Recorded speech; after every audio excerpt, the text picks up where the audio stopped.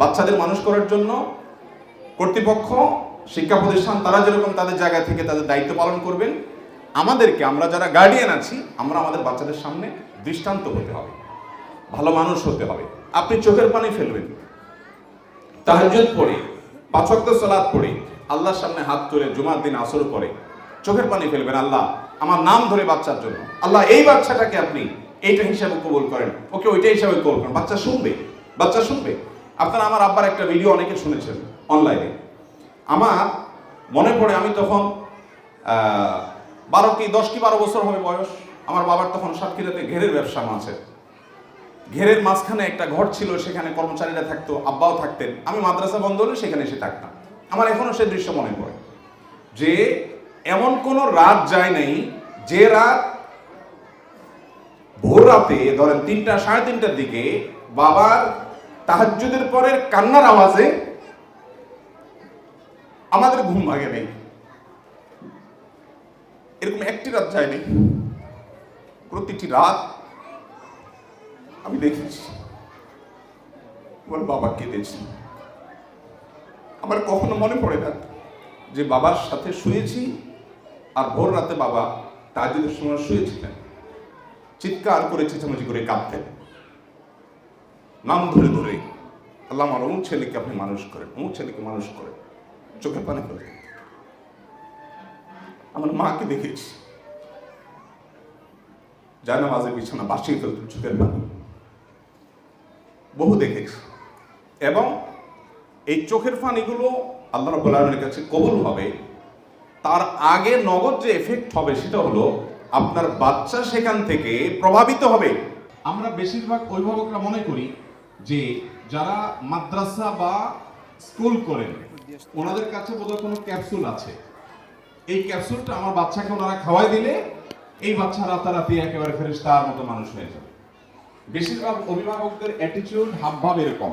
ওনারা বাচ্চাদেরকে বাসা থেকে তেমন কোনো সাপোর্ট দিতে রাজি না, কিন্তু ওনারা চান এখান থেকে সব মানুষ হয়ে যায়। মাদ্রাসাগুলোতে তো আরো সমস্যা। এটা যেহেতু ইসলামিক স্কুল, অতএব এখানে ওই সমস্যাটা থাকার কথা। সেটা হলো অনেক অভিভাবক আছে নিজে সুদের কারবার করবেন, নিজে ঘুষ খাবেন, নিজে হারাম কারবার করবেন। অনেক মা আছে নিজে সারাদিন ফিল্ম দেখবেন, ইউটিউবে, ফেসবুকে, বিভিন্ন জায়গায় নিজের সময় সব ধ্বংস করবেন। এরপর আবার তিনি চাইবেন যে আমার ছেলেটা একজন দাঈ আল্লাহ হবে, একজন আলেমে দ্বীন হবে। How funny! এটা কিভাবে সম্ভব? এটা কোনোদিনই সম্ভব না যে আপনি আপনার ছেলেকে মেয়েকে দাঈ আল্লাহ করবেন, আলেম করবেন, আর আপনি তার জন্য নিজেকে ভালো মুসলিম হিসাবে গড়ে তোলার চেষ্টা ন্যূনতম যেটা করা দরকার সেটা করবেন না। কিভাবে হতে পারে? এটা হবে না কোনোদিনই। এই জন্য আমাদের নিজেদের অভিভাবকদেরকে সবকিছুর আগে মানুষ হতে হবে। অনেক অভিভাবক মনে করে কি যে আমি যত অপকর্ম করি, যত হারাম হালাল বাজ বিচার করি বা না করি, ছেলেটাকে যদি হাফেজে কোরআন বানা যায় 10 জনকে সুপারিশ করে জান্নাতে নেওয়া যাবে। অতএব 10 জনের মধ্যে আমি তো বাপ মা 1-2 জন তো আছি আমরা। অতএব নিজেদের জান্নাতে যাওয়ার জন্য অনেকে ছেলে মেয়েরে মাদ্রাসা ভর্তি করে যে আমার যা আছে সব রিকভার করে সে 10 জনরে পার করে নিয়ে চলে যাবে। এই জয়ীফ হাদিসটির অপব্যবহার আমাদের অনেককে বিভ্রান্ত করে দিয়েছে। আমি বিনয়ের সাথে বলতে চাই, আবার সে প্রথম কথাটা আমি বলতে চাই, আল্লাহর শপথ করে বলছি, আল্লাহ তাআলা আপনাকে যদি বাংলাদেশের সবচেয়ে বড়, একেবারে সিনিয়র, সবচেয়ে বড় প্রথম সারির ব্যবসায়ী হওয়ার তৌফিক দেন, সবচেয়ে বেশি পয়সাওয়ালা হওয়ার তৌফিক দেন, আল্লাহর শপথ করে বলছি, আমি মনে প্রাণে বিশ্বাস করি আমার বুকে শত শত হাজারো ফ্যামিলির অভিজ্ঞতা আছে। সেই অভিজ্ঞতার আলোকে আমি বিশ্বাস করি আপনি এই যুগে আপনার ছেলেটা আপনার সামনে গ্রাজুয়েশন কমপ্লিট করার পর, আলেম হওয়ার পর মাথা নিচু করে তাকাবে, আপনার চোখের দিকে তাকিয়ে কথা বলতে লজ্জাবোধ করবে, আপনার সামনে কাচুমুচু হয়ে দাঁড়াবে, আপনাকে মা বাবাকে রাজার মতো, রানীর মতো করে সম্মান করতে জানবে, এবং ইসলামিক যে ম্যানার্সগুলো আছে সেগুলো তার ভিতরে ধারণ করবে। আমি পড়াশোনায় কিন্তু আসিনি, পড়াশোনার সাবজেক্ট পড়ে, শুধু এইটুকু সবকিছু পারফেক্টলি করবে। এই পর্যায়ে যদি আপনার সন্তানকে নিতে পারেন তাহলে ওই বিলিয়নার ব্যবসায়ীর চাইতে আপনি অনেক বেশি সাকসেস আজকের এই বাস্তবতায়, এই সমাজে। এতটা কঠিন হয়ে গেছে এটা। বাপ মা তাহাজ্জুদ গুজার অনেক আছে, কিন্তু সন্তান মানুষ করতে পারে না। এই জন্য অভিভাবকদেরকে বলতে চাই, আপনারা সবকিছুর আগে বাচ্চাদের জন্য নিজেরা সোজা হয়ে যান, যে আমি হয়তো এত তাড়াতাড়ি ভালো হতাম না, কিন্তু অন্তত বাচ্চাটার খাতিরে আমি ভালো হয়ে যাই, যে ওর মধ্যে যেন বাজে প্রভাব না পড়ে। হারাম উপার্জন আমি করব না, আমার বাসায় ঢুকাবো না, বাচ্চাকে পেটে দিব না। হারাম খাওয়াবেন, হারাম পরাবেন, হারাম টাকা দিয়ে বাচ্চাকে বড় করে গড়ে তুলবেন, ফ্ল্যাট করবেন, প্লট করবেন, বাড়ি করবেন, গাড়ি করবেন, আর আশা করবেন ছেলে মানুষ হয়ে যাবে। ইম্পসিবল, কোনোদিনই হবে না। কথা সাফ। এই জন্য তওবা করেন, আগে যা করছেন না করছেন এখন নতুন করে সংকল্প করেন। নাম্বার 1। নাম্বার 2, বাচ্চার সামনে নিজেকে মডেল হিসাবে পেশ করতে হবে, আদর্শ হিসাবে পেশ করতে হবে। বাচ্চারা কিন্তু ওয়াজ শুনে আমল করে না, বাচ্চারা দেখে দেখে আমল করে। বাচ্চারা কিন্তু যা দেখে সেটা সে শেখে। আপনি মুখে বলতেছেন মিথ্যা বলতে হয় না আব্বু, কিন্তু আপনি নিজে মিথ্যা বলেন ফোনে আরেকজনের সাথে, তখন বাচ্চা শিখে যে মিথ্যা বলতে হয় না, এটা কথার কথা, এটা হলো বিদ্যা। কিন্তু দুনিয়াতে চলতে গেলে ওই বিদ্যা অনুযায়ী চললে হবে না। এখানে আব্বু আম্মু যেটা প্র্যাকটিস করতেছেন ওইটাই করতে হবে দুনিয়া টিকে থাকতে হলে। এটা ও শিখে বড় হবে। অতএব দিন শেষে ও মৃত্যুকী হবে, দিন শেষে ও চোরই হবে, ও বাটপানি হবে, ও চিটানি হবে, ও প্রতারকই হবে, ও দুর্নীতিবাজই হবে, ও খারাপ মানুষ হবে, ও ভালো মানুষ হবে না।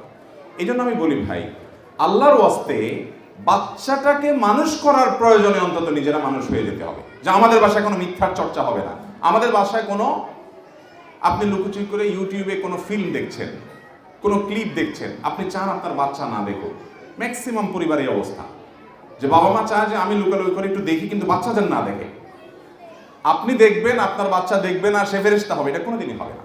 আপনি তার সামনে তার অগোচরে সর্বাবস্থায় নিজেকে ফেরেশতার মতো গড়ে তোলার সংকল্প করতে হবে।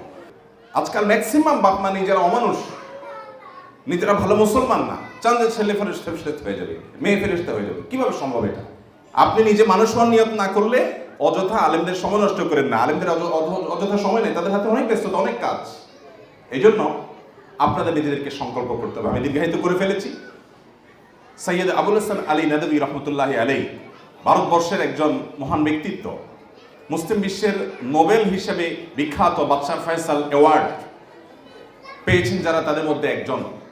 2-3 জন মানুষ পেয়েছেন ভারতবর্ষে। সৈয়দ আবুল হাসান নদভী রহমতুল্লাহ আলাইহি, তার একটা বই আছে, ছোট্ট ছোটি বই, মেরি আম্মা, বাংলা অনুবাদ হয়েছে আমার আম্মা। ওই বইটা পড়ে দেখবেন যে আলিমিয়া নদভীকে আলিমিয়া হিসেবে গড়ে তোলার জন্য তার মায়ের অবদান কি ছিল।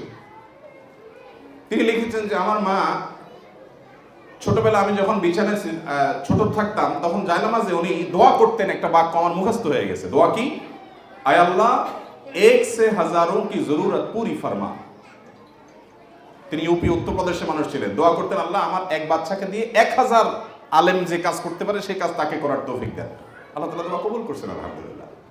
বাবা মায়ের যে দোয়া, এটা বাচ্চা কিন্তু ওরা সবকিছু দেখে, ওরা সবকিছু বুঝে যে আমার বাবা আমার জন্য কতটা সিনসিয়ার, আমার মা আমার জন্য কতটা সিনসিয়ার। তারা দেখে, তারা খুব ভালো করে লক্ষ্য করে, খুব ভালো করে লক্ষ্য করে যে বাচ্চা আমার বাবা কি করছে, মা কি করছে। যেন আপনাদের প্রতি আমার আবেদন যে আল্লাহর ওয়াস্তে বাচ্চাদের জন্য আপনারা ভালো মানুষ হয়ে যাবেন। মোবাইলে মহিলা আমাদের বোনরা যারা আছেন তাদেরকে বলছি, মোবাইলে আপনারা হারাম খারাপ কিছু দেখবেন না। মিউজিক কখনো শুনবেন না। মিউজিক যে কত বড় ধ্বংস, আমি মিউজিকের পয়েন্টে কেন আনলাম এমনি আনি নেই। মিউজিক যে ভাষায় উচ্চারিত হবে সে ভাষা থেকে ভালো কিছু কখনো অর্জন করা যাবে না, কোনো দিনই না। অতএব মিউজিকের ব্যবহার আপনার বাসা হবে না। এখন ইউটিউবে ঢুকলে মিউজিক ছাড়া কিছু নেই, তো প্রয়োজন আমি ঢুকবোই না। আর যদি ফিল্টার করে ব্যবহার করতে পারি করবো, এটা আপনারা করবেন। বাচ্চাদেরকে ভালো কিছু দেখাবেন, দৃষ্টান্ত হবেন, বাবারা সৎ থাকবেন, বাসায় এসে কোনো ব্যস্ততা দেখাবেন না। মায়েরা বান্ধবীদেরকে আড্ডা ফাড্ডা কোনো কিছুতে সময় দিবেন না। বাচ্চাকে দেওয়ার পরে অতিরিক্ত সময় থাকলে অন্যকে দেবো, আর না হলে নেই, শেষ। আর ভালো ভালো ফ্যামিলিগুলোর সাথে সম্পর্ক করবেন, দিনদার ফ্যামিলিগুলোর সাথে সম্পর্ক করবেন। আমি আমার বাচ্চা বলেন, ফ্যামিলি বলেন, আমি চেষ্টা করি যে কোথায় কোন বাসার বাচ্চারা একটু ভালো ভদ্র, কারা একটু আমলদার আল্লাহওয়ালা, কোন বাসার মহিলাটা একটু বেশি দিনদার, পুরুষরা একটু মুত্তাকি পরেজগার, খুঁজে খুঁজে তাদের সাথে আমরা সম্পর্ক করি যে তার সাথে চলে যদি আমি তো তার মতো হতে পারি, যদি তার তাকওয়াটা আমার মধ্যে একটু আসে। ওই জন্য আমাদের এই চেষ্টাটা অব্যাহত থাকতে হবে।